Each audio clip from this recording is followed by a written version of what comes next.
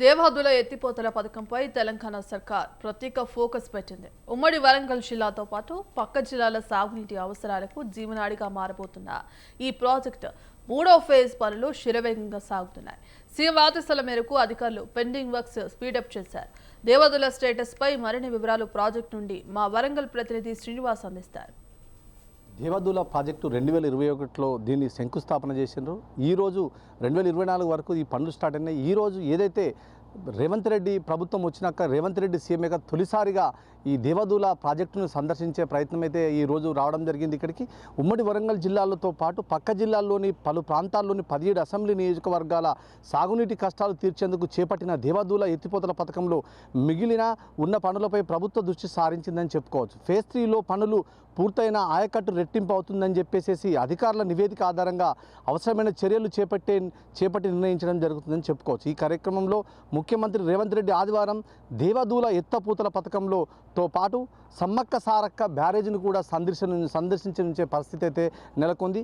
దాని విధంగా మూడో ఫేజ్ పూర్తయ్యే వరకు ఆయకట్టు చాలా రెట్టింపు అయ్యే పరిస్థితి నెలకొంది. గోదావరి దేవాదుల లిఫ్ట్ 3 ఫేజ్లో 16 ప్యాకేజీలుగా నిర్మించాలని నిర్ణయించారు. దాంట్లో 38.16 టీఎంసీల నీరుని ఎత్తిపోయడం ద్వారా 5.50 లక్షల ఎకరాలకు నీరును అందించాలనే లక్ష్యంతో ప్రభుత్వం అయితే చిత్రంతో ఉండడం జరిగింది. 2021 మొదటి అడుగులు పడిన 2024లో పనులు 2024లో పనులు అయితే ప్రారంభమయ్యాయని చెప్పుకోవచ్చు. 18,000 కోట్లతో చేపట్టిన ఈ పనుల్లో ఇప్పటి వరకు 34,000 ఎకరాలకు భూసేకరణ చేయడం జరిగింది. 2 ప్యాకేజీల నిర్మాణం పూర్తయ్యాక 3.5 లక్షల ఎకరాలకు నీరు అందిస్తుందని ఇటీవలి చెప్పడం జరిగింది. యాదాద్రి జిల్లాలోని కొత్త ఆయకట్టు కలుపుకొని లక్ష్యంగా 6.14 లక్షల 7 ఎకరాల నీరు అందిస్తున్నారని చెప్పేసి చెప్పుకోవచ్చు. ఇది మూడో ఫేజ్లో ప్రధాన కాలువ పైన పంప్ హౌజ్ నిర్మాణాలు పూర్తయిన డిస్ట్రిబ్యూటరీ మైనర్ సబ్ మైనర్ పనులు చేపట్టాల్సిన పరిస్థితి అయితే ఉంది.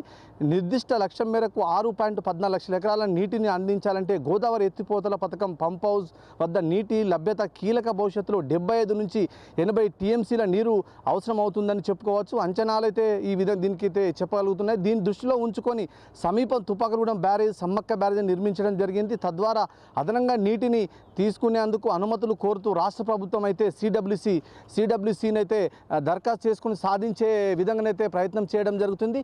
ఈ విషయానికి వస్తే తలాపున పారుతుంది గోదావరి అనే ఒక సామెత వెనుకట ఉంది. దానికి అచ్చు గుద్దినట్టు దీనికి ఈ దేవాదుల ప్రాజెక్టుకి అయితే సరిపోతుంది. ఎందుకంటే తలాపున నీరుంది కానీ ఇక్కడ లోకల్గా అంటే కన్నాయగూడెం, మంగపేట, ఏటూరు నాగారం, తాడవాయి మండలాలకు ములుగు జిల్లాలో ఉన్న మండలాలకు ఏ ఒక్క ప్రాంతానికి కూడా ఈ దేవాదుల ప్రాజెక్టు సంబంధించి ఎత్తిపోతల పథకం నీరు అందిన పరిస్థితి నెలకొనలేదు.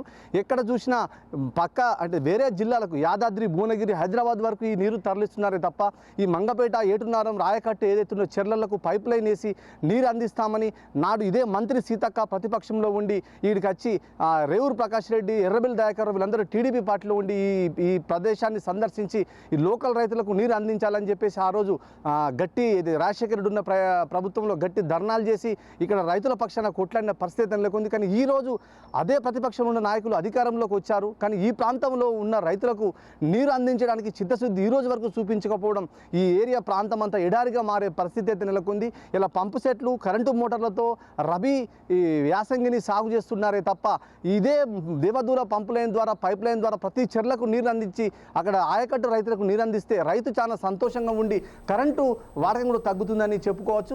కెమెరా పర్సన్ జలీల్తో శ్రీనివాస్, కన్నగూడెం మండలం, దేవాదుల పంప్ హౌస్.